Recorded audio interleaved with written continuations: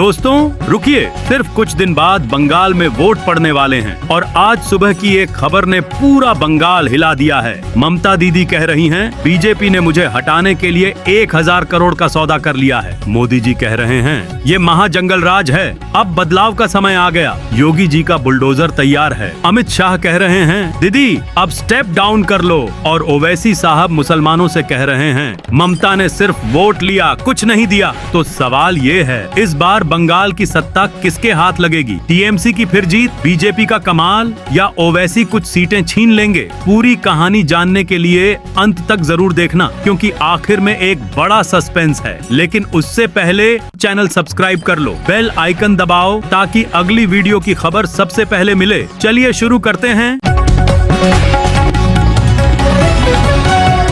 सबसे पहले पीएम मोदी की बात। पीएम मोदी बंगाल में रैलियां कर रहे हैं। उन्होंने साफ कहा, तृणमूल की 15 साल की सरकार महाजंगल राज बन गई है। भ्रष्टाचार, घुसपैठ और महिलाओं की सुरक्षा कुछ भी ठीक नहीं है। मोदी जी ने कहा, अब डबल इंजन सरकार आएगी तो बंगाल तरक्की करेगा। युवाओं को नौकरी, किसानों को मदद और बंगाल मछली का हब बनेगा। वे हर जगह नारा लगा रहे हैं, बंगाल में बदलाव चाहिए। लेकिन दोस्तों, ममता दीदी भी चुप नहीं बैठी। उन्होंने एक बड़ा आरोप लगाया। कहा, बीजेपी ने 1000 करोड़ रुपए का डील किया है कि मुझे सत्ता से हटा दो। उन्होंने कहा, मोदी शाह अकेली लड़ रही हूँ, लेकिन बंगाल की जनता मुझे हटाने नहीं देगी। ये लड़ाई बंगाल की अस्मिता की लड़ाई है। अब सवाल ये उठता है, ये 1000 करोड़ का मामला सच है या सिर्फ आरोप? देखते रहिए। अमित शाह का तूफान। अमित शाह बंगाल पहुँचे और सीधा हमला बोला। उन्होंने कहा, दीदी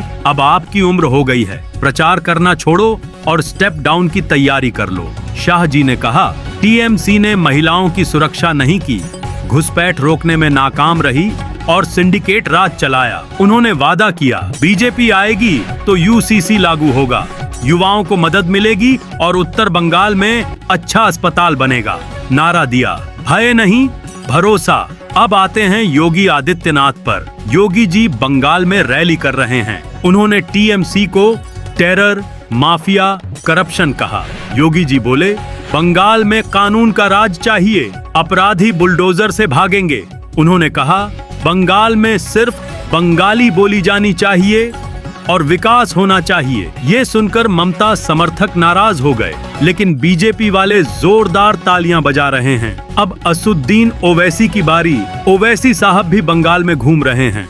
उन्होंने ममता पर सीधा हमला किया। कहा, टीएमसी मुसलमानों के वोट लेती है, लेकिन उनके लिए कुछ नहीं करती, सिर्फ वोट बैंक बनाकर रखा है। ओवैसी ने गठबंधन तोड़ दिया और अकेले चुनाव लड़ रहे हैं। बोले, मुसलमानों, दलितों और पिछड़ों के लिए न्याय चाहिए। दोस्तों, अब पूरा माहौल गर्म है। एक तरफ मोदी शाह योगी विकास, सुरक्षा और बदलाव की बात कर रहे हैं, दूसरी तरफ ममता दीदी कह रही हैं कि ये साजिश है और ओवैसी मुसलमानों के मुद्दे पर फोकस कर रहे हैं। लेकिन सबसे बड़ा सवाल ये है, 4 मई को जब नतीजे आएंगे तो बंगाल की सत्ता किसके हाथ जाएगी? क्या ममता दीदी फिर जीतेंगी?